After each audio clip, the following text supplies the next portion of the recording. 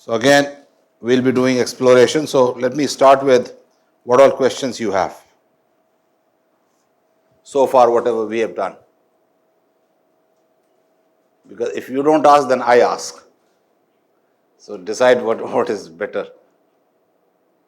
I'll anyway ask. Because there's supposed to be a workshop, hands-on. So you're supposed to work out things. So I'm assuming you have followed things. Yeah.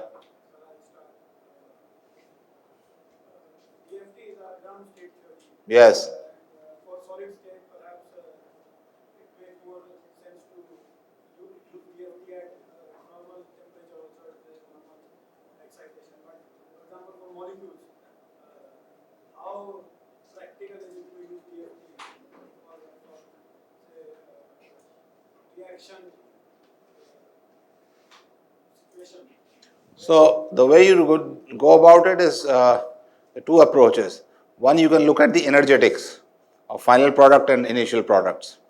Then it will be all ground state theory. If you want to go through transition, then you may want to use these orbitals as approximate orbitals or basis sets. Like Professor Sarapal was saying that DFT orbitals give a very good basis set for further calculations. So you can think of it that way. Then DFT becomes an input to higher order calculations. Okay, so if that is the case, let us start with this. Yesterday, we talked about energy of homogeneous electron gas. I'll start from there, then I'll give you an idea. See, so far whatever you have seen about correlation, right? It is a wave functional calculation where you do all the, the mixing of states, mixing of different states. We like to make a physical, mental picture of this whole thing. Because whenever you're doing chemistry or physics, if you have a mental picture and then you can justify it mathematically, it becomes a very good thing. So idea is not just to generate numbers, but make a picture in your mind, right? Just like you see a ball bouncing, you should see electrons moving around. So let's look at this. If you look at Hartree-Fock energy for a homogeneous electron gas, let me just write this SIE here, we'll cover it here somewhere. Then E. Hartree-Fock, yesterday I had derived the equation, I derived the non-interacting kinetic energy for plane waves, if you recall. And what we had said is that the Ke per electron was 3/5 kF square by 2. All right? Where 3 pi square rho raised to 1/3 is Kf. Now, you've also seen today the functionals were being developed, right? So there's a parameter called Rs, Wigner-Seitz radius, for homogeneous electron gas, which is related to the density, like 1 electron in this sphere of radius Rs. Okay? Now, it so happens when you write the Hartree-Fock equation, right, minus 1/2 del square plus whatever, the self-consistent solution of this also comes out to be plane waves. This I'm stating as a fact, but you can think about whatever potentials you calculate, they come out to be constant. So I would like you to get this expression starting from this.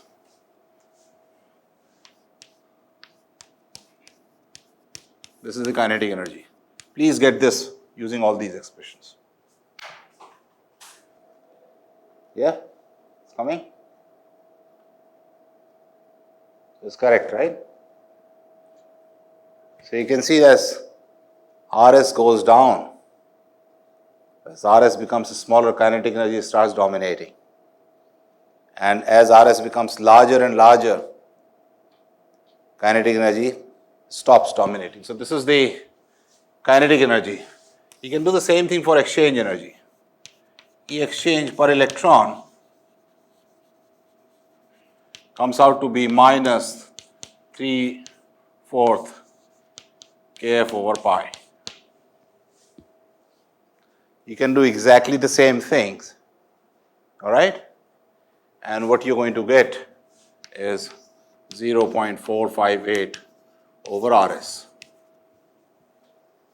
You can do exactly in the same manner. Now what is happening is, if Rs becomes small, kinetic energy dominates. If Rs becomes very large, exchange energy dominates. Okay? And we'll do a model calculation to get the correlation energy from this. Alright? Now let me argue, or let me show you, that this is the total energy per electron within the Hartree fog.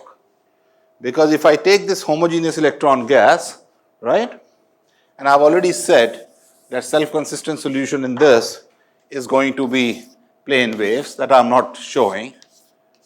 So this has this uniform positive charge rho, all right, uniform.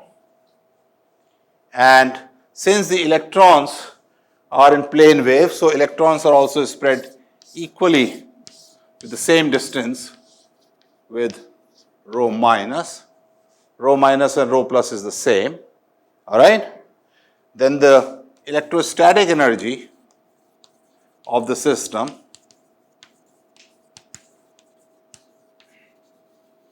is going to be the positive background energy, which is integral rho r prime over r minus r prime. This is rho plus. For the electrons, the same thing, rho minus r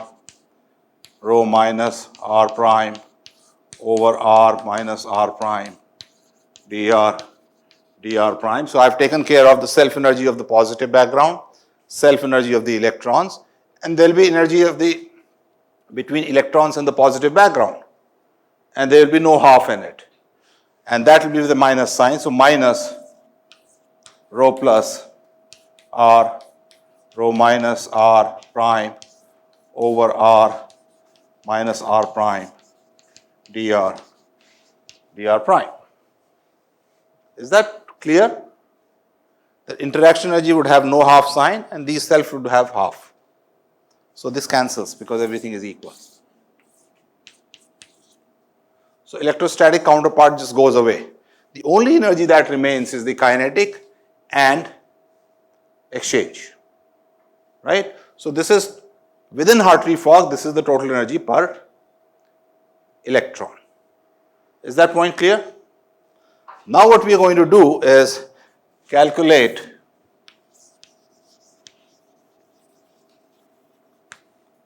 correlation energy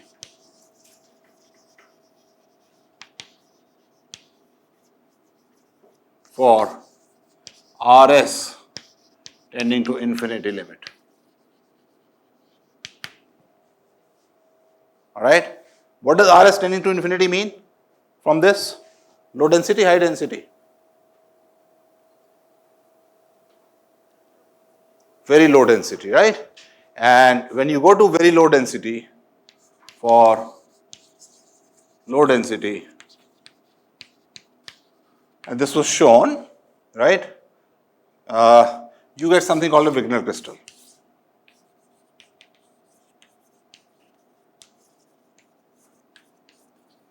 In which each electron, this is a BCC, but we'll just make a picture like each electron is sitting at a crystal site. All right? And what we'll do now, we'll surround these by a positive charge.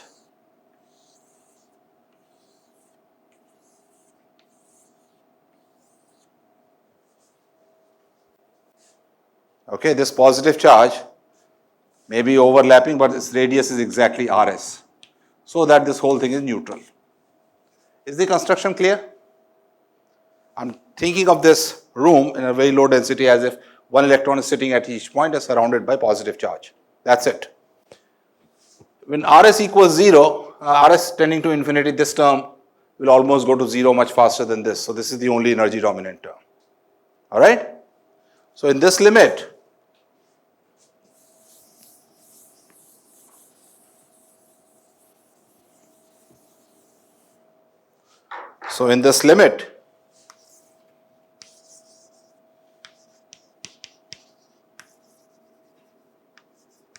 E Hartree-Fock per electron is minus 0.458 over Rs. Do you agree with me? Is that clear? Because the first term goes to 0 much faster than 1 over Rs. Right? Now, by definition, E correlation is E minus E Hartree-Fock. Okay? Now, can I calculate E for this system per electron? So, this E corresponds to, now in this limit, it corresponds to a sphere of positive charge with radius Rs and an electron negative charge sitting here. That's it. That will be energy per electron. Because we already decided this is going to be, electrons are going to be frozen. The kinetic energy is almost 0. Right? Can you calculate the energy of this? And I'll tell you. So this energy can be calculated. Background. We are calculating total energy. So background plus electron positive charge. Anything else? That's it. Nothing else. Background is that positive charge energy and electron this thing. Alright? Are you with me? Is there any other energy contribution? Electrons are not moving, they are frozen. So no kinetic energy. That's it. They are not interacting with other electrons because this whole system is neutral. So nothing happens to this, nothing happens to this. Right? So let's calculate this. Background comes out to be 3/5. This is unit charge. Q, which is 1 over Rs.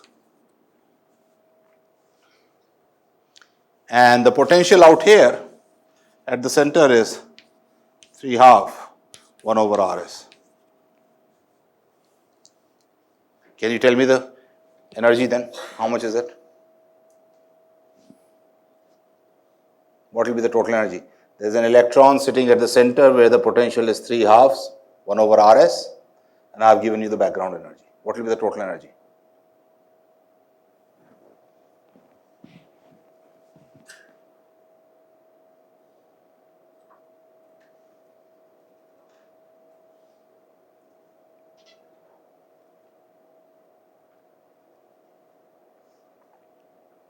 What will be the energy of the electron?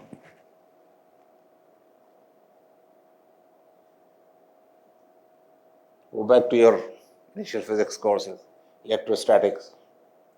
Charge sitting at a potential, what is the energy?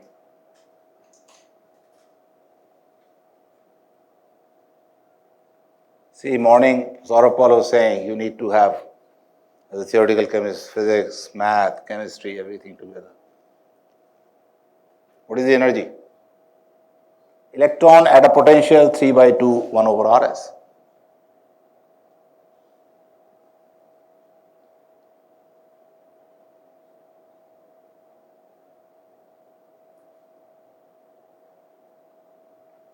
There is no big thing in it, you just have to multiply by something. Huh? Yeah, -1. Right? So this becomes minus 3/2, 1 over Rs.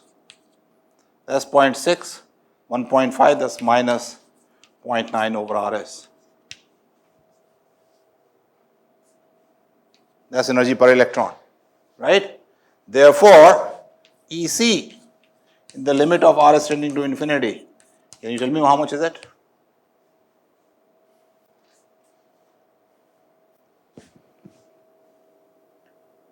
What will be the correlation energy per electron in the limit of Rs tending to infinity? Everything is right in front of you.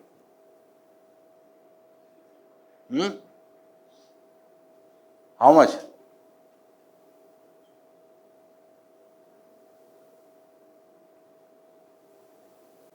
I've given you the total energy per electron. I've given you the Hartree-Fock energy. Tell me the correlation energy.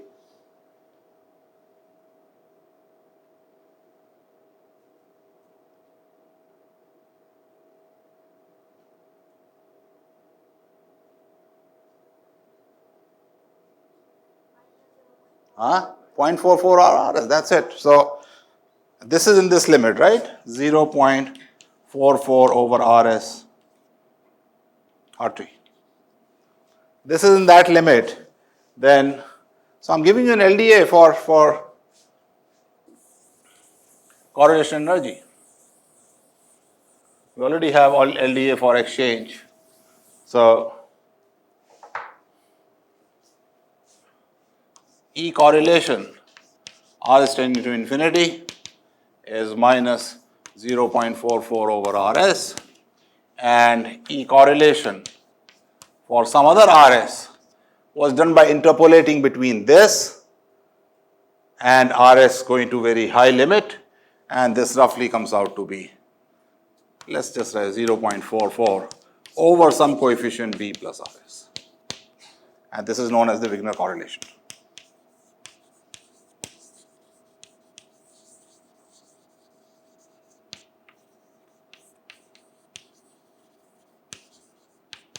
Notice that this is Rs, and therefore this is proportional to the density. This is the local density approximation. So if you were to write the energy in LDA, it will be kinetic energy. Let me just write kinetic energy plus integral V external R rho R dr, right, plus 1/2 integral rho R prime over R minus R prime dr prime plus the exchange energy, and that will be minus 3/4, right, kf. I had written somewhere 3/4 kf over pi, so 3 over 4 pi kf, which is 3 pi square raised to 1/3 rho raised to 4/3 dr. That's the LDA for exchange, right? I wrote energy per unit per electron times I multiplied by the density, plus or minus A over B plus Rs, which is 1 over 4, what is it? Rho equals 1 over 4 pi by 3 Rs cubed. So Rs is 3 over 4 pi rho raised to 1/3.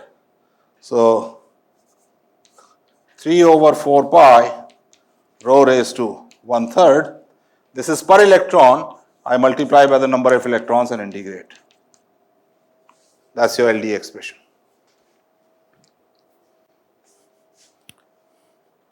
Let me erase this. This is the expression.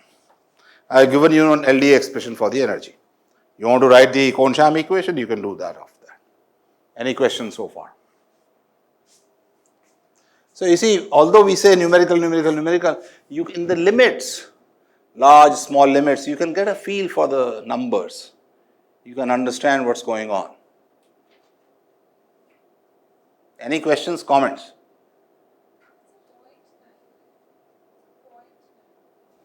Yeah, this is 0.9. Yeah, this 0.6, 1.5, so that will be 0.9, right? More than writing, you can always derive it yourself. Try to understand the spirit.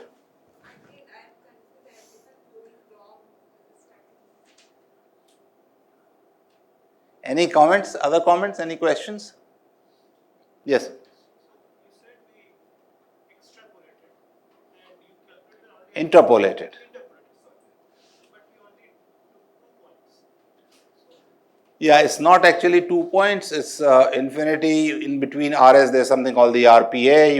do a little more calculations. Low density and high density limits can be worked out.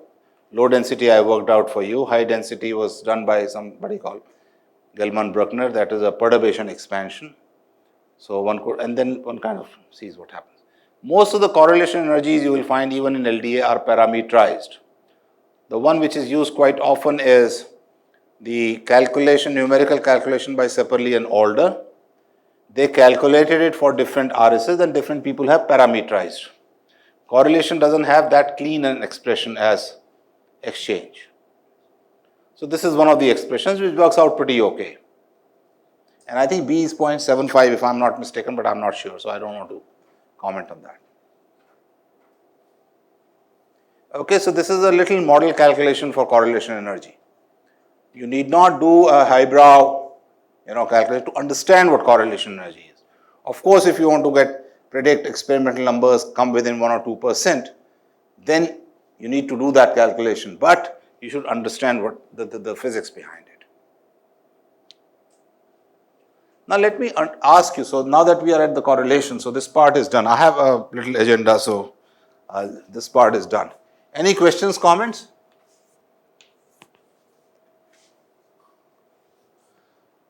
Can I erase this? Now, other thing I have, what do you understand by correlation? What picture comes to your mind when you think of correlation?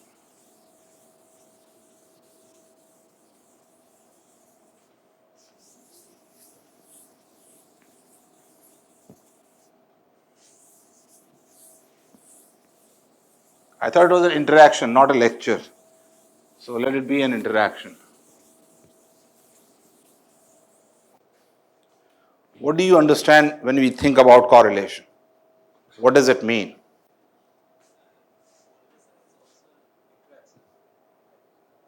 So interaction, what does it do? Why is it called correlation? Why not interaction?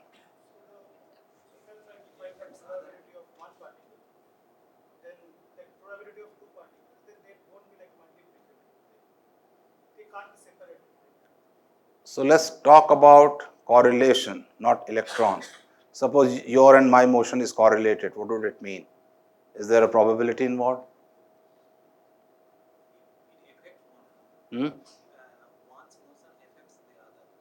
One affects the other.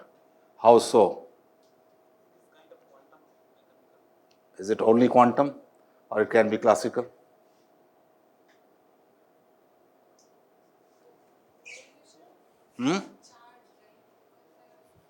They are what? No. I don't understand half the things you're talking about. Talk simple language. I have no idea about Born-Oppenheimer approximation. So I talk to like you talk to your younger brother. I don't understand Born-Oppenheimer. Okay, I fixed something which is moving in fact, but I fixed it and I took the other energy. So I'm adding another term so that I can fix that. I don't understand the meaning of term. That's too mathematical for me. One's presence is disturbing others. Okay, how so? Due to its presence itself. So how is it disturbing? What does it do? I mean, does it start shouting? No, it's like some professor is there. His student, he will not come inside when he is inside. Okay. Like that. Okay. So blame is on the professor. Okay. I mean, always blaming the professors, huh? What other thing do you understand by correlation? Means there is some interaction which is affecting others, right? You want to change your statement about Born-Oppenheimer and all? We have two balls connected with a wire. If one moves, the other moves. So that is one kind of a correlation. It's like a constraint. Why is it important? It's such a small number. I mean, 0.44 over R is divided by 0.75. Why is it important? There will be many electrons, many atoms in a molecular system. And Many means even less. Why is it important? You always say, oh, correlation. I mean, Saurabh Paul is doing CCSD and all that, I mean, double T, triple T. Yeah, we are doing all that. Why? Why bang your head on that? Why do you think correlation is important? So if we know one, we can if we know one entity and let's say it's highly correlated with something else, right? Too abstract for me. Very abstract. I don't understand. This is what you tell the teacher, right? I don't understand. Very abstract. Sir, please tell me some physical picture. The ball is on my court now. I'm sure hitting it. I can only see it from a Pearson correlation point of view, sir. So I was trying to state it that way. Yeah, but I don't understand it. You have to make me understand it. Give me an example where correlation has an effect. In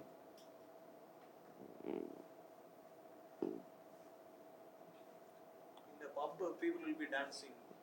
That time, if one person is present, that means that two persons will be, if they are connected by some means. I haven't been to a pub. Actually, this came from ChatGPT. That's why I'm repeating it. Yeah, that's why I don't understand ChatGPT also. I don't know. So, what effects? Let's talk about now atoms. Let's talk about atoms. Let's talk of, so I'll give you a hint, H minus. So in the Hartley pop, the orbital is in ground state and there no electron is excited, like everything is. We are talking ground state only. So next is, that is not the ideal case. There will be cases when one electron is getting excited. Very abstract. So I'm saying getting excited. So in that case, we will get electron in hole pair. So other such excitations will be also there, and that electron hole pair will be. Have you ever told, you have siblings, younger, elder brothers, sisters? You have any? Have you ever told a story? Do they stick to your story? I'm saying those. Improve your storytelling. They will not stick around. That's your best test. So I'm saying those excitations picture will be now intact. Let's simplify things.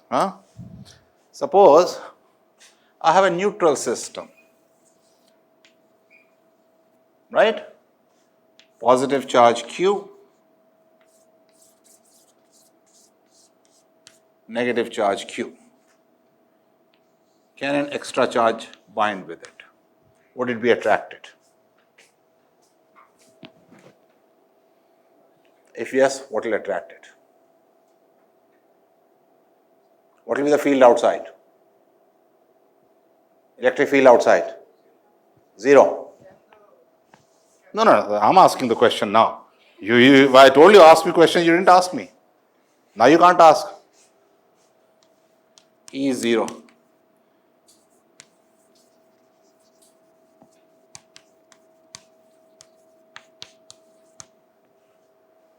How do negative ions come into picture then?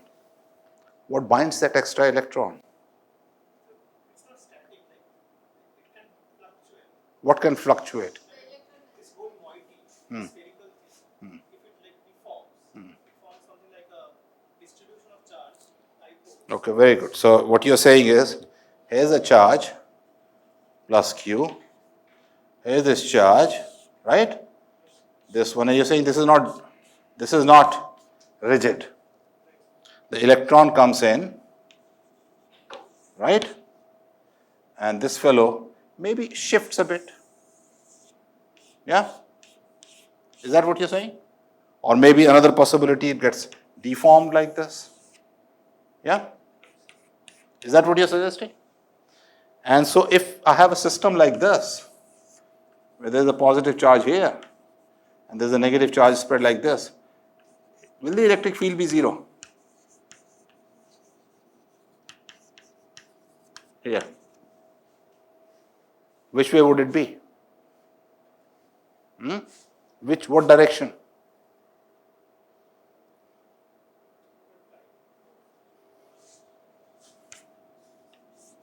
Positive is near. Right? And what happens to the electron? If there's an electric field this way, which way does it feel the force? Gets stuck. That's correlation. There was a distribution of electrons which got distorted, and therefore the electron which was coming in, it distorted the whole electron distribution, and therefore that electron come and play with the other electrons. Otherwise it was not coming in at all. It What is the state? Rydberg state. No, no, it's not really Rydberg state. So negative ions exist because there is a correlation. That's the qualitative picture. No excited state, no nothing, no. How the research will take place? Huh? How the research will take place? Because this thing, as he said, this thing is not fixed. It is mobile. For example, when you comb your hair and put it next to it's neutral. Right? The piece of paper is neutral, but it comes in. Why? Because there is a distortion of the charges. Charges can move. That movement is this, and these electrons become correlated. It causes, when it comes near, it causes the other electrons to move away, and therefore it gets attracted. The same thing happens in the wave function. You have a wave function, right? So if they were non-interacting, suppose the wave function, I'm symbolically making it, was like this, and if they start interacting, the probability of their remaining close goes down. They start repelling each other, and your wave function becomes like this. Right? Diffused. So this is correlated. You should have these pictures in mind. If you have such pictures in mind, you make a better wave function, because finally wave function you can never calculate. But then you get a picture of what's happening. You have to make a mental picture.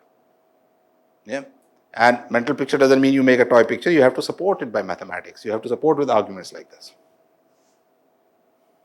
Any questions, comments? It's broadening because electrons are going away from each other. Right? Just like here, if they were not correlated, if this was rigid, nothing would happen. This made the other guy go other way. Right? And that when the other way, it could get attracted.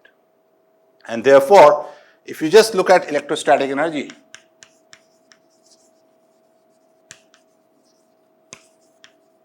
let's call this E1, right? And this is E2, then you can see that E2 is going to be less than E1, because the average distance between the charges is more. And this difference, E2 minus E1, is less than 0, is roughly the correlation energy.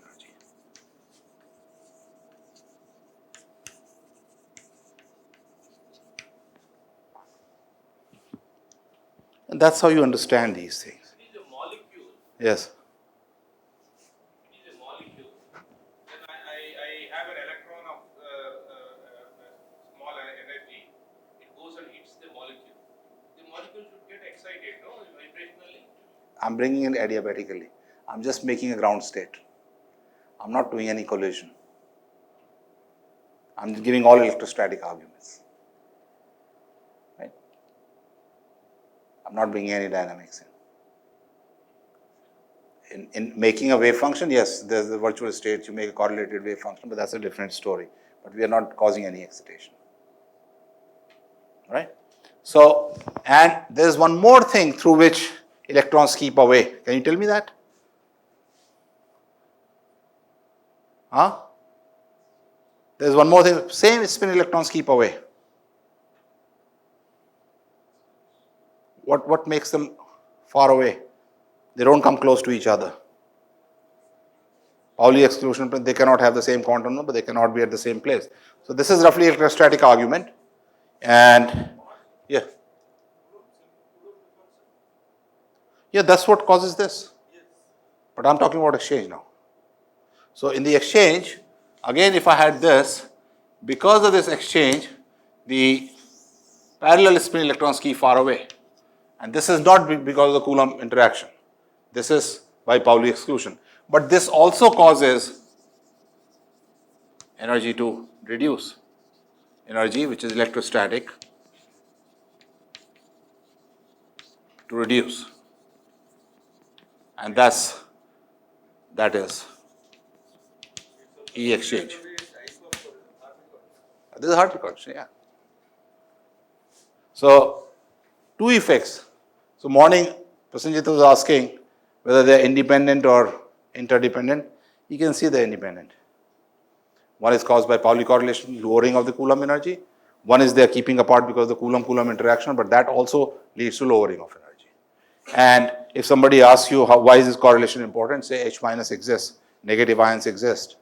They wouldn't exist otherwise. You can see that If correlation was not there, this guy would remain like this guy would remain like this, it will never attract it. Now you can do a wave function calculation and check what's happening. Right? So for example, in Hartree-Fock, H minus doesn't exist. The energy of, if you do Hartree-Fock for H minus, the energy comes out to be higher than H. Therefore, the electron will immediately go away and lower the energy. Okay, so correlation becomes important. That's why it's called qualitatively important. In solids, if you do Hartree-Fock, the band gap comes out to be much larger than the experimental band gaps. That's because you ignore correlation. The bandwidth in metals comes out to be much larger. The specific heat behaves in a crazy way, T going to 0. That's all because correlation has been neglected. So it has qualitative effect, although it may be very small in number. After all, binding energy of electron in hydrogen is of the order of some MeV. Very small, but qualitatively it makes a difference. Without correlation, there will be no H minus. With correlation, H minus exists, which is seen in nature. Okay? Yeah. If I have a metal, Yes. I have a sea of electrons. Yes. I have a dipole. Yes. I bring the dipole close to the metal surface. Yes. So I create an image here. Yes. Is Yes. that a correlation? Yes, it is. The correlation, that image is basically, there is no image. It's representative of the distortion that has taken place. That's it. So that is a correlation. Yes, absolutely, absolutely. Whenever there is an interaction, there will be correlation. If charges are mobile. And charges, quantum-mechanically, charges are mobile. They are not stationary. Electron is always mobile. So it moves. Sorry? Yeah, you can call it as image potential. Kind of image. Any other question, comments? It Yes. has an interesting relation to Yeah. spectroscopy. Spectroscopy technique Yes. is a selection for one of the spectroscopy. So once I let him finish, then we'll talk. Yeah, go ahead. Correlation means things have to distort. Then only that means correlation. If nothing happens to this charge, then there is no correlation. If you are sitting here, I come and you don't move, there is no correlation. But if I come and you start pushing back, there is a correlation.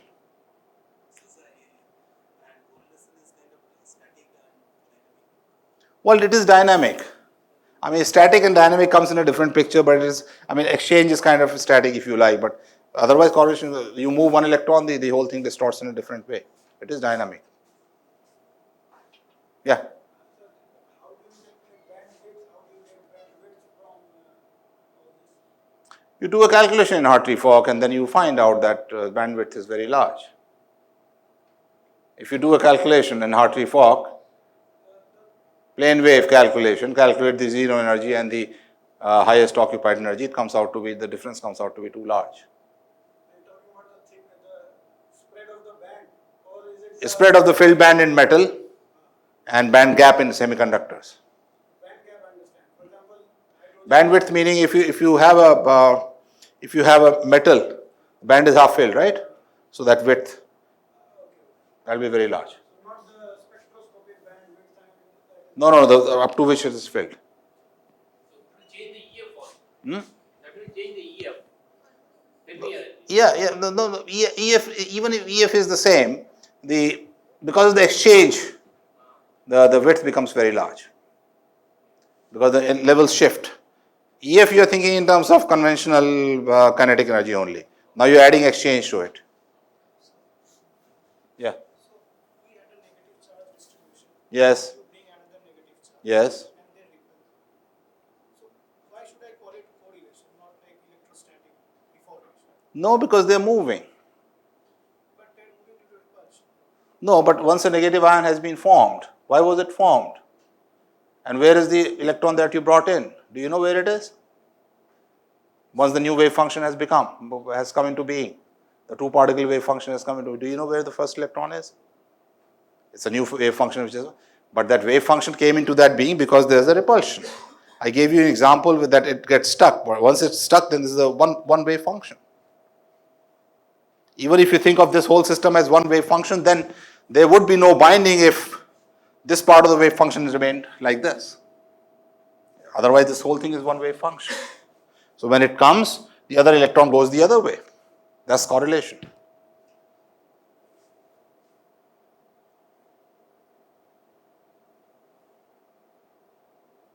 You're still confused? Huh? Yes, in quantum mechanical language. And you're right, because sometimes when electrons are far away, correlation is calculated through polarization. You can check Google polarization and correlation. Why can't I say it? Because I gave the argument. If you gave the argument, you could have called it polarization. If I gave, I have the right.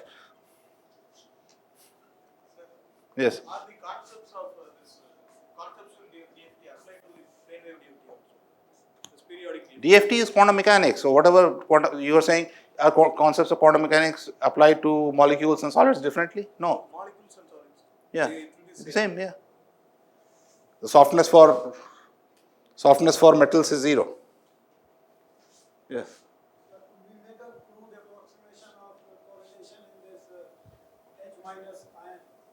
For example, the potential is central and both the electrons are going to be in 1s, so the charge distribution. Yeah, but 1s, you can't say it 1s. What you will do if you want to make a crude approximation, suppose you want to do a Bohr model. Let's make a problem like this. Suppose I do a Bohr model, right? So here is this proton, and now I'll make that picture. If there is an electron here, there will be another electron here. There will be as far as, now you calculate the Bohr energy, calculating the force on this due to this proton as well as the other electron, assuming they remain at the two ends of this stick. You will approximate a correlation energy. I was thinking I would take spherical shell approximation. That's what I did. But then I would need the density varying with respect to Yeah, but here I made a simple Bohr model. You wanted a crude, right? So I gave you a crude approximation. All right? So that's correlation if they keep apart, and that will lower the energy. Okay, so that's correlation. So try to make such pictures. I'm just trying to give you ideas that think in terms of what's happening. Physics, chemistry is all about what's happening, not what I can calculate. That is when I want to generate numbers, or I want to understand it better. Okay, other thing, so I had done that. Now let's come to variational principle. What does variational principle say?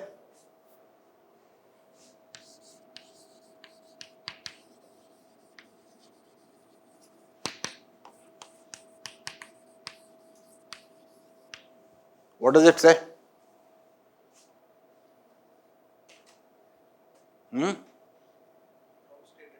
What?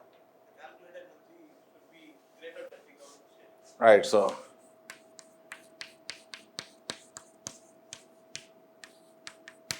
right? I want you to play with this and see this. Suppose I take a potential V1 and a potential V2 and calculate the energy for these two. I make a new potential. All right? V1, V2. Some lambda, which is, so let's take lambda to be between 1 and 0. Okay? I may as well make it equal.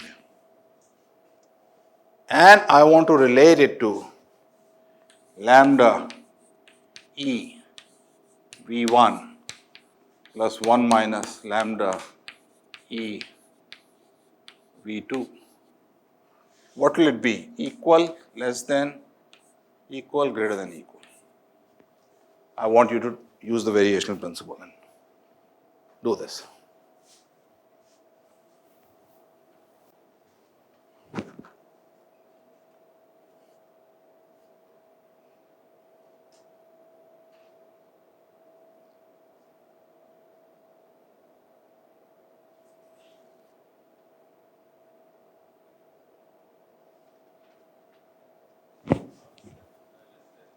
Huh? What is that? Less than or equal. You have to prove it. One of those three.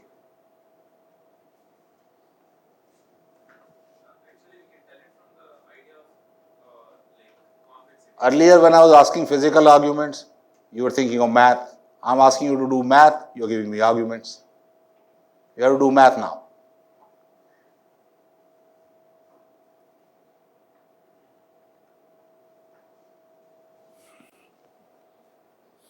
So, one of these.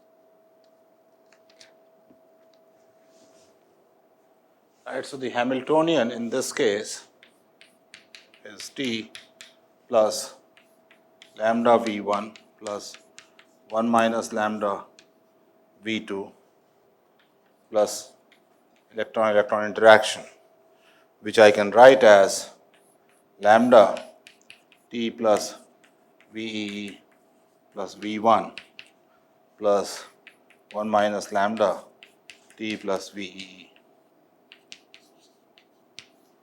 V2.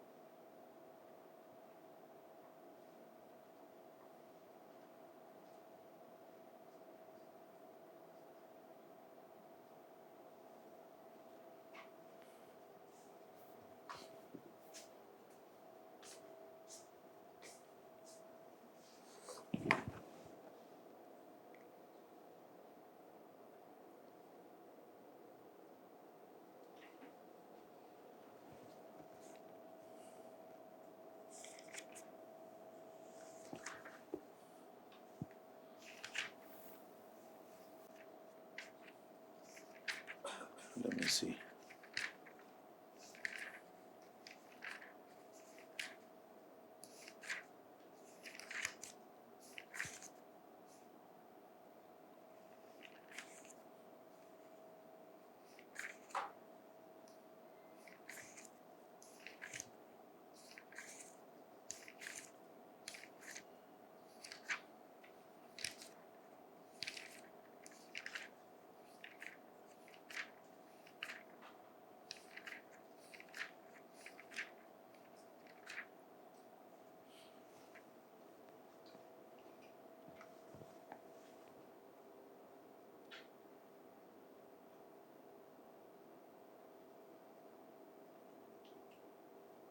You have to take some expectation value on both sides, right?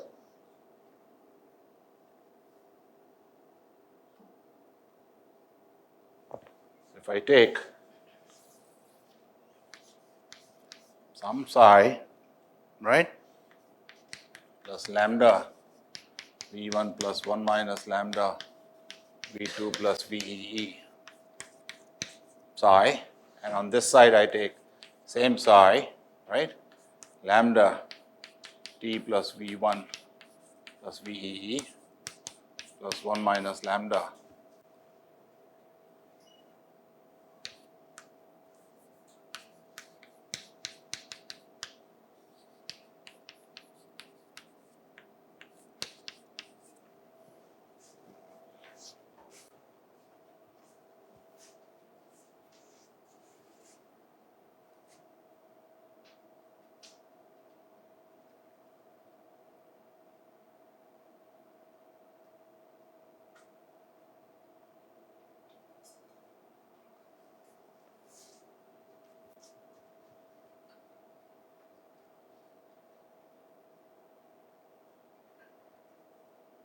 choose an appropriate psi and tell me the answer.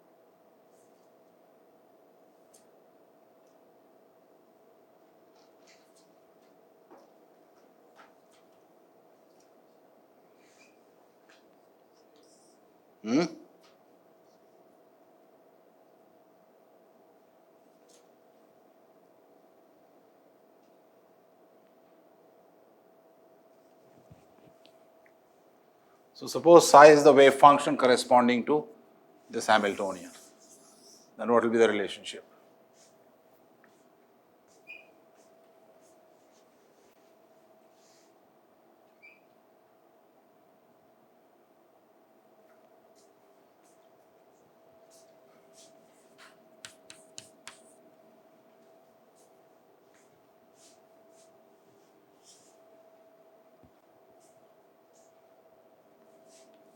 This quantity, psi is the wave function corresponding to this, right?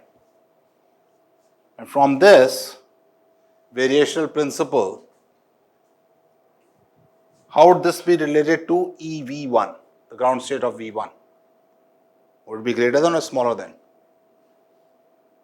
Not the appropriate size, so it should be larger. Larger than. So this is greater than or equal to EV1. And how about this?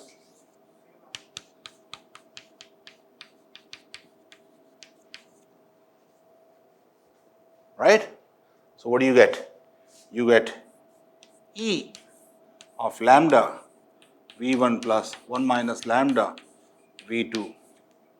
That is a ground state of potential which I make by this combination is greater than, in fact, strictly greater than lambda E V1 plus 1 minus lambda E V2. See if you agree with it.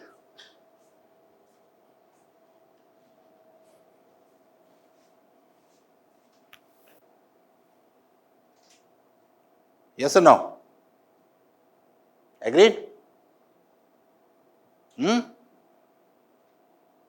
Yes? So let's apply it to a system. Without doing the calculation, we'll check it out. Alright? So let me take, and we've been talking about this, let me take a hydrogen molecule minus 1 over r. This distance is r. The potential of this will be 1 over r minus r. Agreed? Let's say this is the origin. Alright? And let me ask, what will be the energy of 1 half 1 over r, this is the potential of this, right, plus 1 half 1 over r minus r. So I have a system in which the potential is this. Right? That's precisely how this is. Let me put it too. So that's precisely the hydrogen molecule potential. Is that okay? Agreed? Should be greater than 1 half. Lambda is 1 half. This is lambda. This is 1 minus lambda. Right? E of potential 2 over r plus 1 half E of potential 2 over r minus r.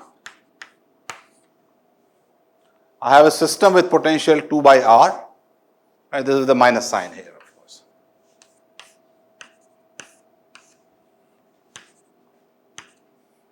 This is energy of H2. Agreed? What is this energy of? Helium. This? Helium at R. So it is energy of helium. So energy of helium, half of energy of helium,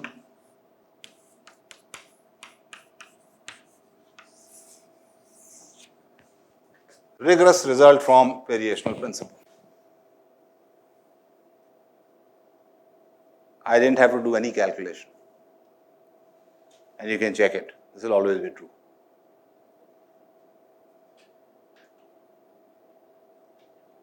You can try it for other systems. I did not do any calculation, just plain theory, variational principle. And isn't this a beautiful result? Just plain variational principle. That's it. Nothing else.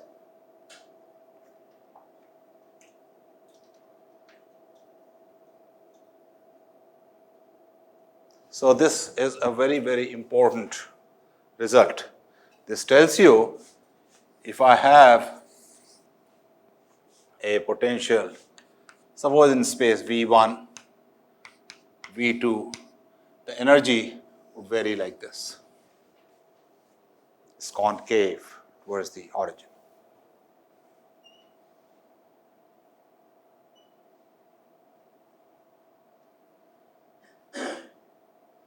All right? So, done. And from this, let's come to DFT. And this is a very important result for DFT. I'll leave this here. I also want to relate, because after all, I want to do a minimization. And in Hornberg-Kohn theorem, what did you do? You did a minimization of V rho dr plus F rho. So you want certain property for F rho, right? So I want to find F lambda rho 1 plus 1 minus lambda rho 2 lambda between 0 and 1. How is it related to lambda rho 1 plus 1 minus lambda F rho 2?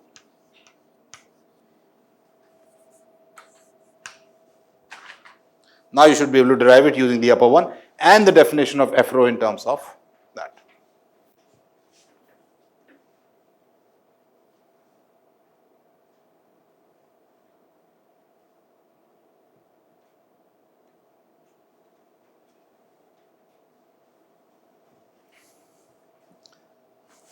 See, more you work on your brain, you'll be hungrier and you'll enjoy your dinner. So I'm trying to make sure you enjoy your dinner.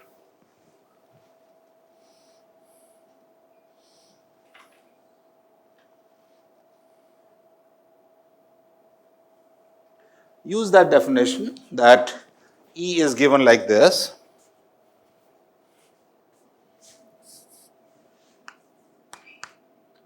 Unless you can call it E V rho or EV itself.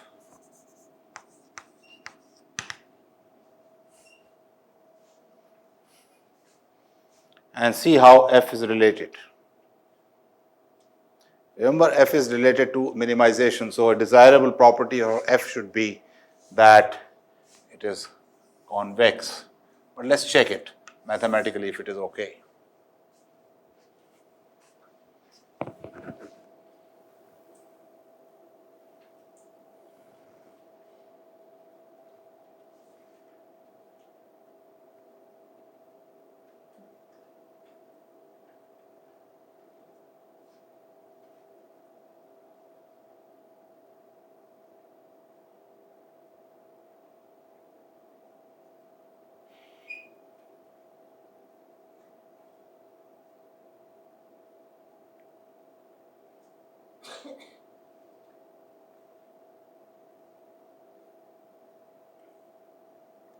So since this is an informal session, I'm also taking the liberty of pulling your legs whenever you are free to pull my legs also if you can.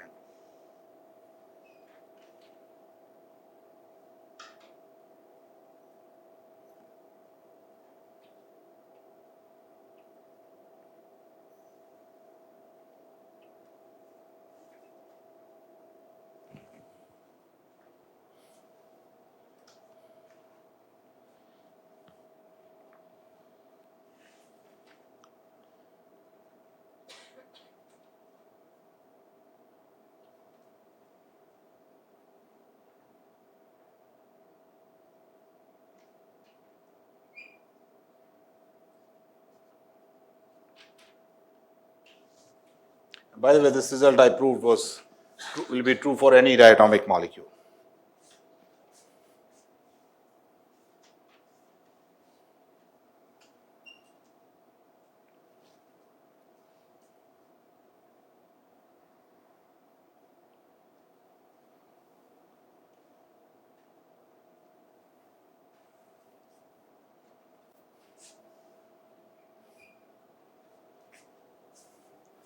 This is done. This one we are working.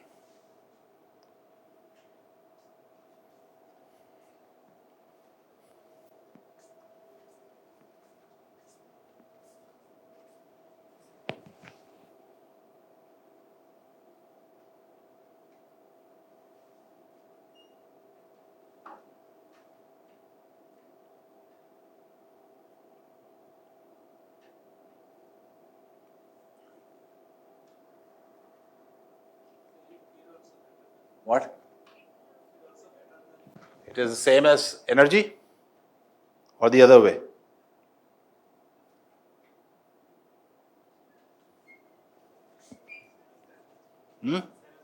Same as the energy?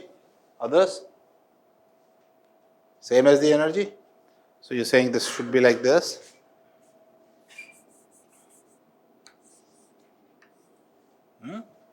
Is that what you're saying? Let's work it out. Anybody else?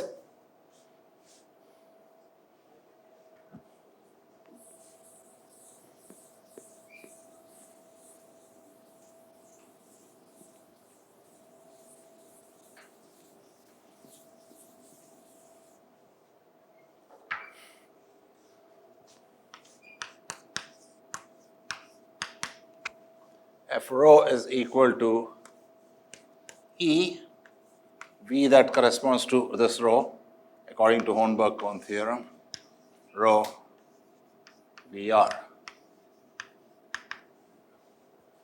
Right? So I'll take F of lambda rho 1 plus 1 minus lambda rho 2, right? This is equal to, let me just see here.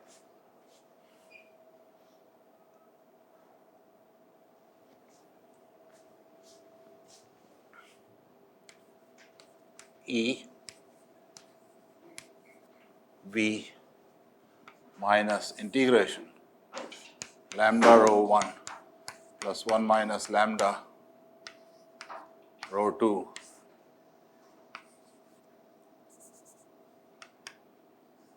VR, where V corresponds to, let's say, this.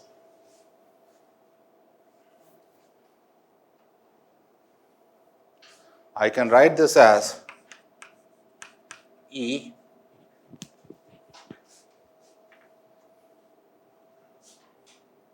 lambda E V minus rho 1 V dr, right, plus lambda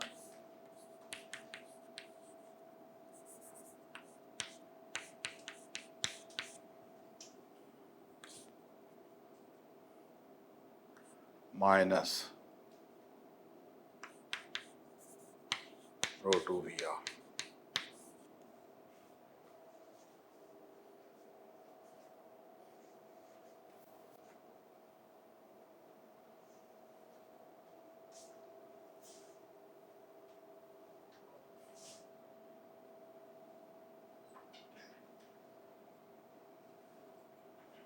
All right. Now let's see. I should be able to make an argument here.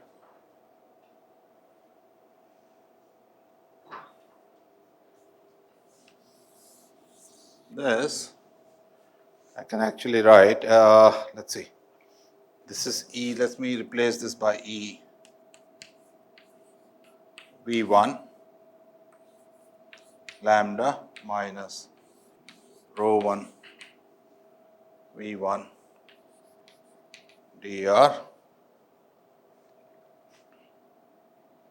No, this doesn't work out properly. It is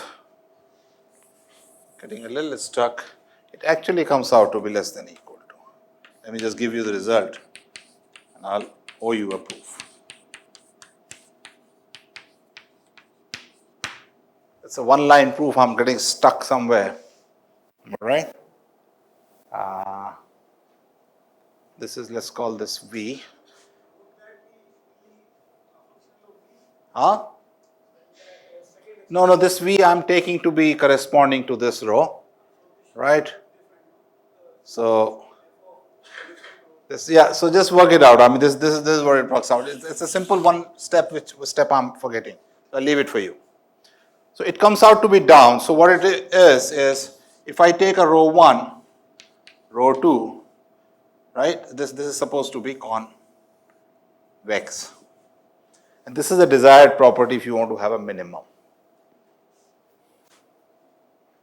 Okay? Remember when I wrote EV, it's not a minimum with respect to V, it was a minimum with respect to psi. Here I want to have a minimum with respect to this. And this comes in very handy, I mean, when you want to develop, when you define F properly. So there's a whole mathematics on it. Okay? So this I'm leaving for you. Of course, I'll also work on it tonight. It's just one line. I'm just missing it somewhere. All right, so this is also done.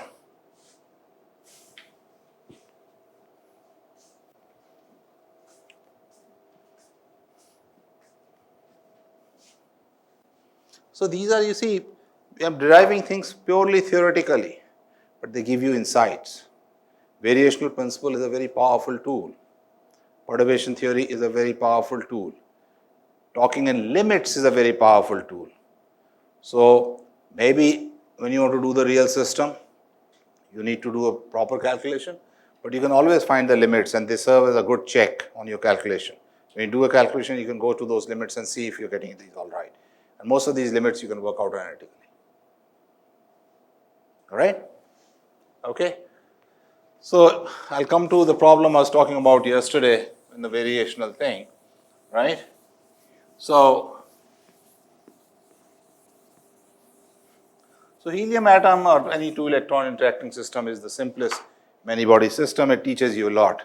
So when you were doing a calculation for helium, right? So I'll tell you how to build up things. So Hamiltonian is minus 1/2 del 1 square minus 1/2 del 2 square minus 2, or let's put it z over r1 minus z over r2 plus 1 over r1 minus r2. Right, this is helium-like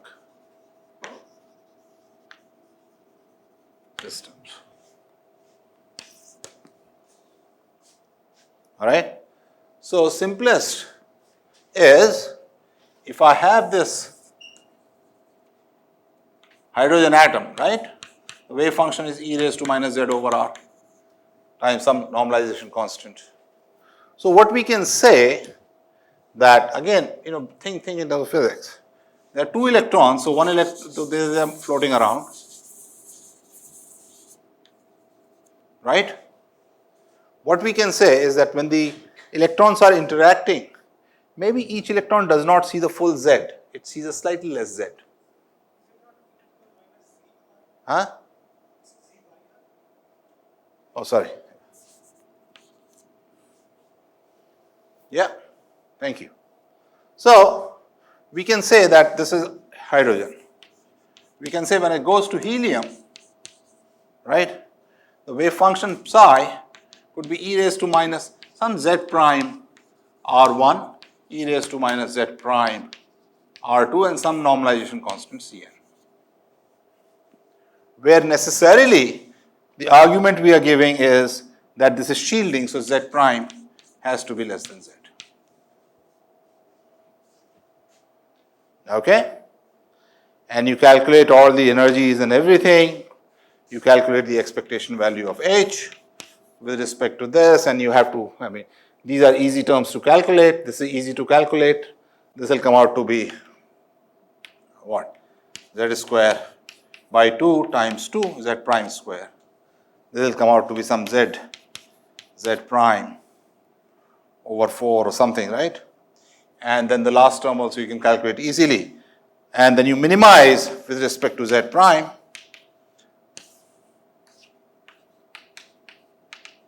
Equals 0, and this gives you always z prime equals z minus 5 by 16. This one should know by heart.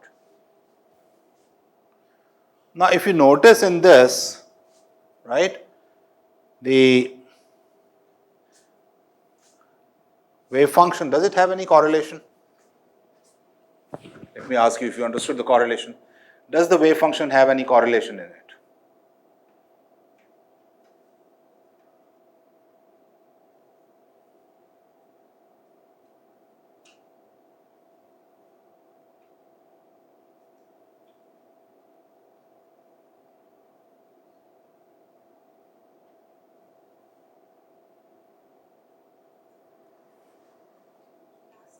Huh?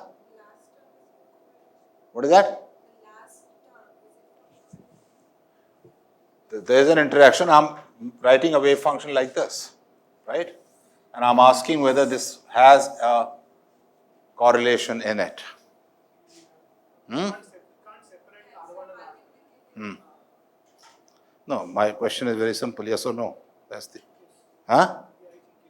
There is correlation. Others?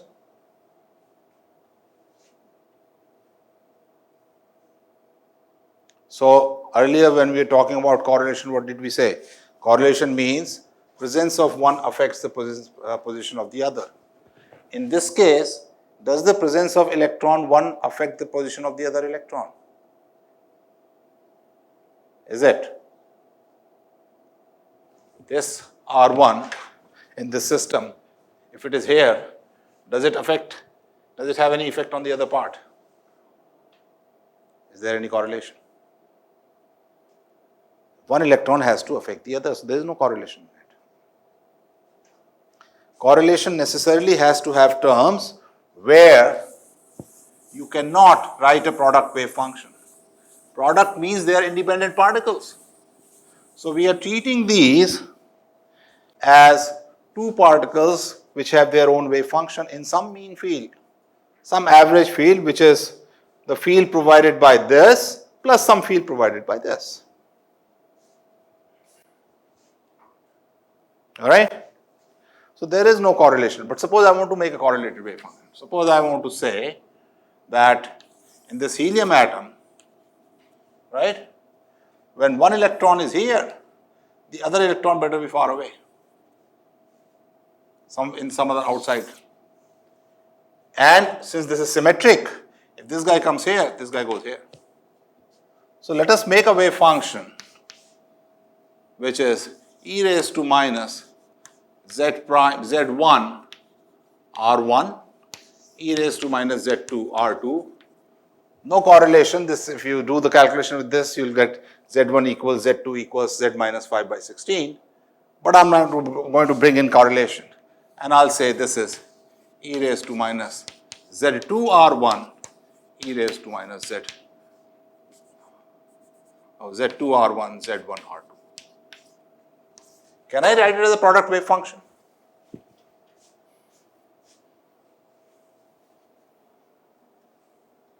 It's a correlated wave function. It also tells you when R1 is feeling Z1, R2 is feeling a different Z2. And when R2 feels this, R1 feels the other way. So they are talking to each other. And that's correlated wave function. And in modern language, it's an entangled wave function, if you like. The correlation is same as entanglement. All right? You do a calculation with this, you get Z1, Z2, which are different. You get Z1 roughly equal to Z, in fact, slightly more, and Z2 roughly equal to 1, or Z minus 1. What it tells you, when one electron being pushed by the other sees little more charge, right? The other electron sees a shielded charge. And that's a correlative wave function. You can do a calculation. So this is how you build, on your intuition, the wave functions. Okay. Now we talked about it sees a mean field. So that also we can talk about now. So if I were to calculate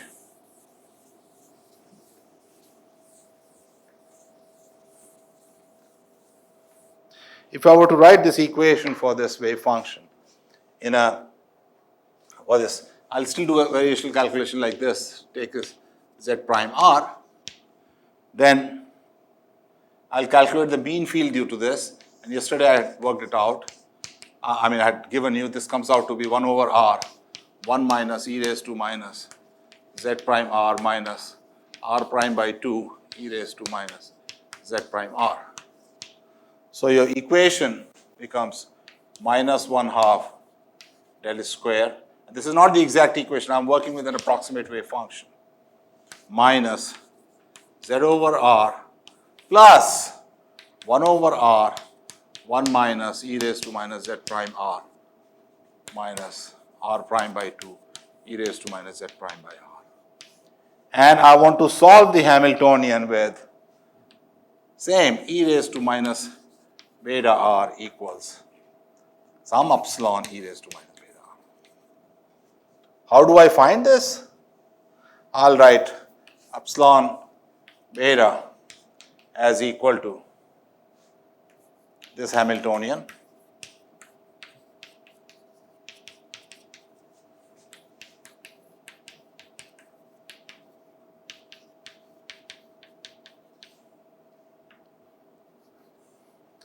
right, and do this.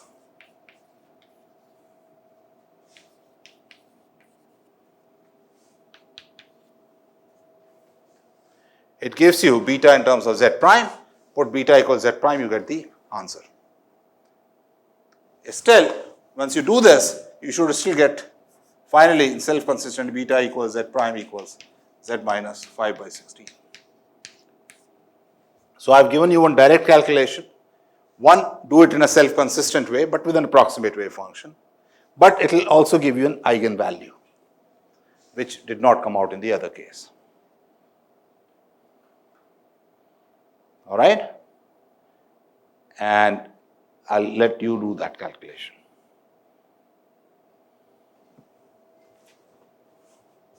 Now, beauty of this is that you can also do this, using this, you can do LDA calculation, which I'll talk in my next interaction. So I've done up to this part. And from this epsilon, how would you calculate the total energy? That also I'll leave up to you. So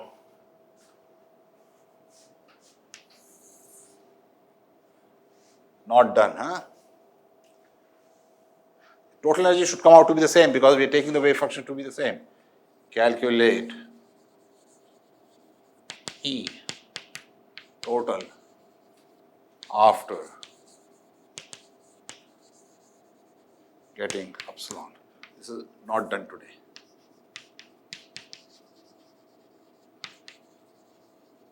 I would expect that you kind of try it at home, do those integrals and everything. And today I think I'll stop here. Shay, could you take a picture of that, what I did not do, and then pass it on to me so that I remember tomorrow? The lower part we'll do. I also want to do DFT of fractional electrons because that is very important. So very important charge transfer reactions. When you take molecules apart, size consistency, size, all that. Okay? आ गया उसका ठीक आ गया picture? Wonderful. But I do expect you to do certain things, right? Whatever I've left, and do work out this also, that F thing, right? We stop here. Thank you.